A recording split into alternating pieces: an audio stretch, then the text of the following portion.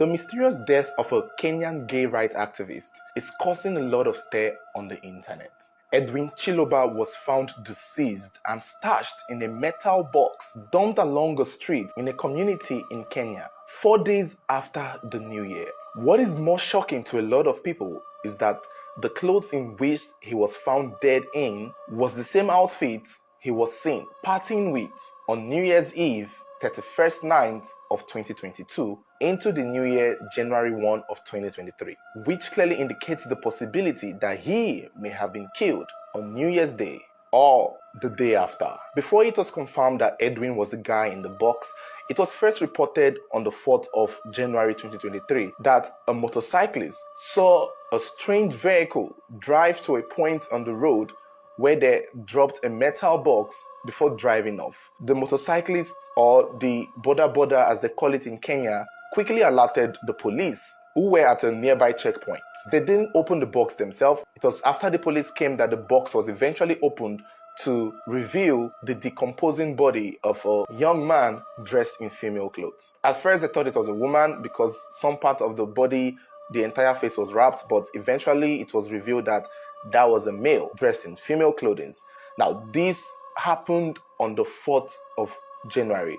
The discovery of the box and the human in it was on the 4th of January. As at this point, no one knew who he was or where he came from or anything about him.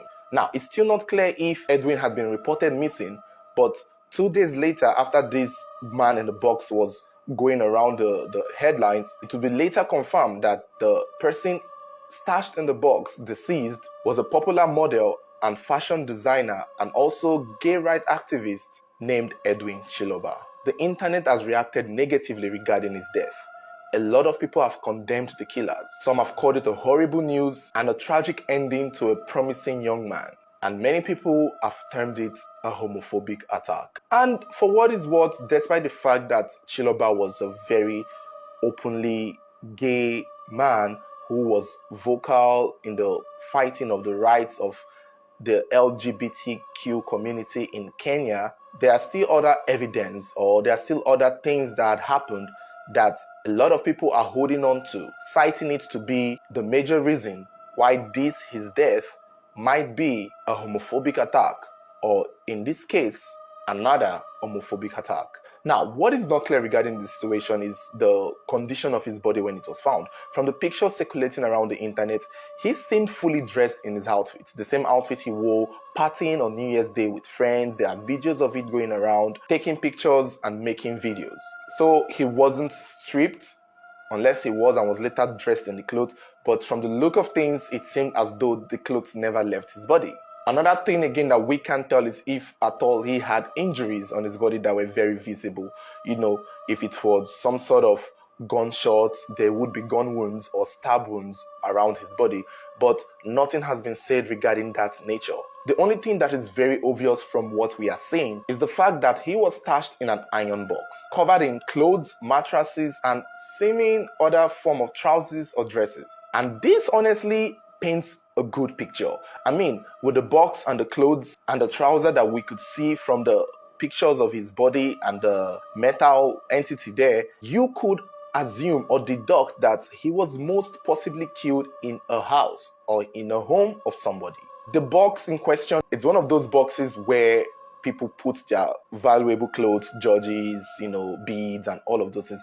Those big ass box that looks like some sort of a casket in a way, but is mostly used for newly wedded wife who moved to their husband's house back in the day. I've seen that box in movies mostly and in pictures for what it's worth. So it's clear that somebody had to remove clothes from that box in order to put his body. However, there are still clothes that were used to cover his body inside the box. A bedsheet that looks as though it might have been a duvet, and there's a jean trousers also in the picture with a few other clothes-like things there. Now, if these clothes are not that of Edwin, then they belong to someone. And I think that could indicate that he was killed in someone's house. However, if those clothes or the mattress belong to Edwin, that also could mean that he was killed in his own house. So either ways, he was killed in someone's house. Could it be that he had gone home with someone that night of the New Year's Eve? Or could it be that someone went home with him the night of the New Year's Eve. I feel like all the police have to do is trace his movements around that New Year's Eve. He took pictures with people.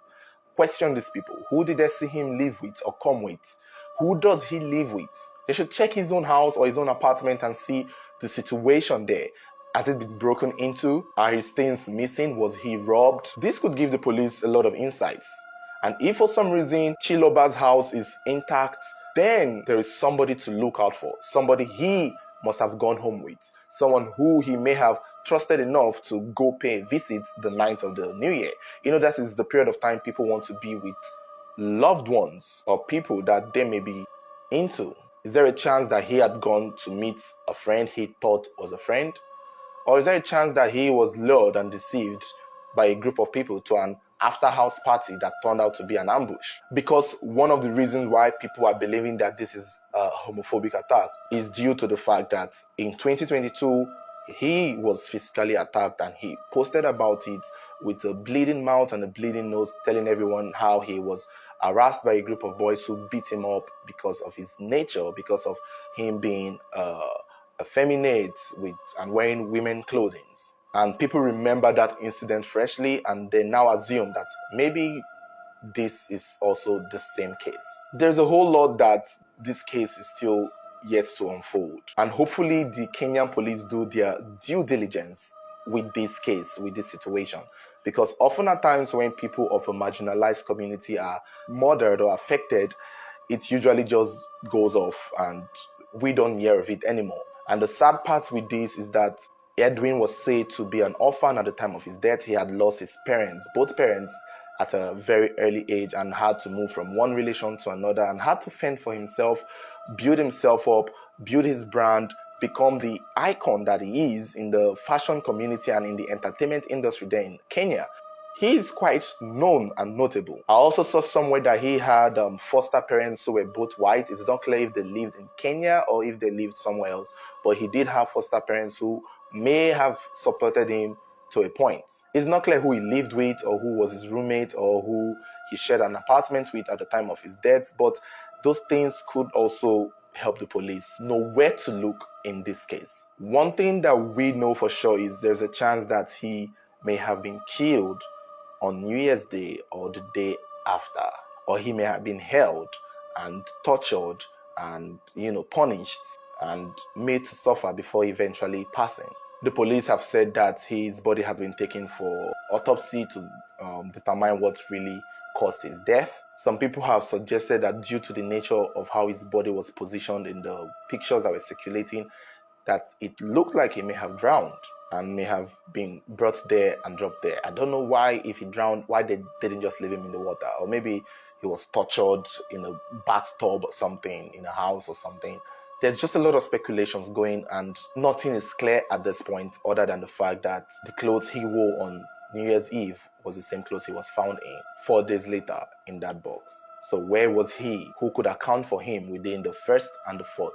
Who saw him? Where was he seen? Who did he speak with? If the police can get a hold of his mobile phones, they could also get some answers. Who was he chatting with? Who was he speaking with?